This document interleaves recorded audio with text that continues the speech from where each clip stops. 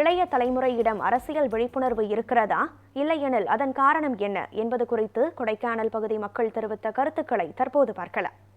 இந்த இந்த காலத்துல அரசியல் யாருக்கும் ஹெல்ப் பண்றது இல்லை. அவங்க சுயநலத்துக்காக யூஸ் பண்ணிட்டு இருக்காங்க.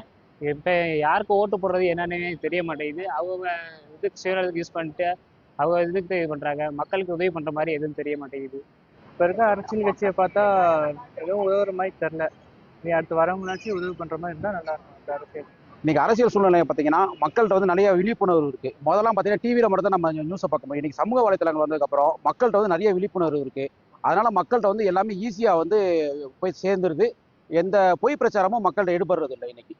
இன்னைக்கு இருக்க சூழ்நிலையில பார்த்தீங்கன்னா அரசியல் வந்து எல்லாருமே கற்றுக்கிட்டாங்க.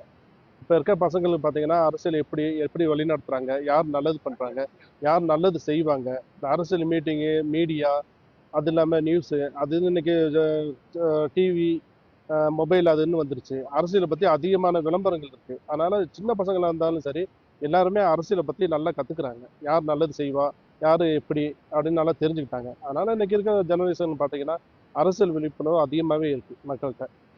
அரசியல் விழிப்புணர்வு இப்போ இளைஞர்களிடம் இருக்கான்னு சொல்லாமல் அது சுத்தமாக இல்லைன்னு தான் சொல்ல முடியும். ஏன்னா ஒவ்வொரு நாளும் ஒவ்வொரு புதுசாக அரசியல் வந்துகிட்டே இருக்கு. அதனால வந்து அவங்களுக்கு பிடிச்சவங்கள தான் பார்க்குறாங்களே தவிர யார் அரசியல் சரியாக பண்ணுவா அதை பற்றியெல்லாம் போய் யாருமே யோசிக்கிறது இல்லை. புதுசாக வராங்க. பட் வரவங்க பிரச்சனை கிடையாது, வந்து நல்லா பண்ணுனா ஓகே. ஆனால் இருக்கிறவங்களும் சரியாக பண்ணுறதில்ல. இனி வரவங்க நல்லா பண்ணுனா எல்லாருக்கும் ஓகே தான். இப்போ உள்ள இளைஞர்களுக்கு வந்து அரசியல் விழிப்புணர்வு யாருக்குமே கிடையாது. எல்லாருமே என்ன செய்கிறாங்க அப்படின்னா நடிகரோட பின்புறத்தில் தான் போய்கிட்டு இருக்காங்க. ஒரு மக்களுக்கு வந்து யாராவது நல்லது செஞ்சாங்க அப்படின்னா அவங்கள பின்பற்றாமல் நாளைக்கு அவங்க வந்தால் நல்லது பண்ணாங்களே இல்லைன்னு கூட தெரியாமல் அப்படியே பின்னாடியே தான் போய்கிட்டு இருக்காங்க. நடிகர்கள் பின்னாடி தான் போனாலே தவிர அரசியல் விருப்பம் யாருக்குமே கிடையாது இப்போ உள்ளவங்களுக்கு. முக்கால்வாசி பேர் இந்த ரீல்ஸ் மோகம் அந்த மாதிரி விஷயத்துல போயிட்டாங்க. இன்னும் ஒரு சில விஷயங்கள்ல போதை அந்த மாதிரி விஷயங்கள்ல போயிட்டாங்க. இளைஞர்களிடத்துல அரசியல் விருப்பம் கண்டிப்பா இருந்தால் மட்டும்தான் வருங்கால தலைமை நம்மளால காப்பாற்ற முடியும். இப்ப இருக்க சூழ்நிலையில எந்த கட்சி வந்தா நமக்கு நல்லது செய்யும், எந்த கட்சி வந்தா நமக்கு நல்லது செய்யுன்ற யோசிக்கிறத விட நம்ம இளைஞர்கள் ஃபர்ஸ்ட் இளைஞர் மத்தியில விழிப்புணர்வு கண்டிப்பா இருக்கணும். அரசியல்னா என்ன, அரசியல் பவருக்கு வந்தா நம்ம என்ன செய்ய முடியும், நம்ம என்ன செய்ய முடியும், இதெல்லாம் அவங்க எல்லாம் யோசிச்சு பண்ணணும்.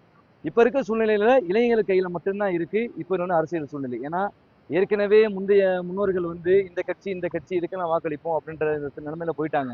இப்ப இருக்கிற அரசியல் சூழ்நிலையில இளைஞர்கள் ஓட்டு தான் மாறுறதே இருக்கு. அதனால இப்ப இருக்க சூழ்நிலை இளைஞர்கள்ட்ட அரசியல் விழிப்பு அதிகமா இருக்கணும். இன்றைய இளைஞர்கள்ட்ட அரசியல் விழிப்பு அந்த அளவுக்குலாம் கிடையாது. நடிகர்களுக்கு பின்னாடி போய் இப்போ பெரிய சோகம் நடந்துச்சு அவங்களுக்கு. அது எவ்வளோ பெரிய தப்புன்னு தெரியும்.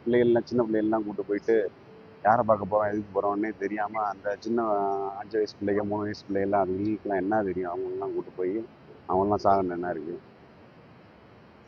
புரிஞ்சு தெரிஞ்சு எதுவும் நடந்துக்கிற மாட்டாங்க. கொஞ்சம் மதுவுக்கு அடியாகி இந்த இளைஞர்கள் இதே போயிடுது. அதுக்கு தான் அவங்க பண்ணணும்.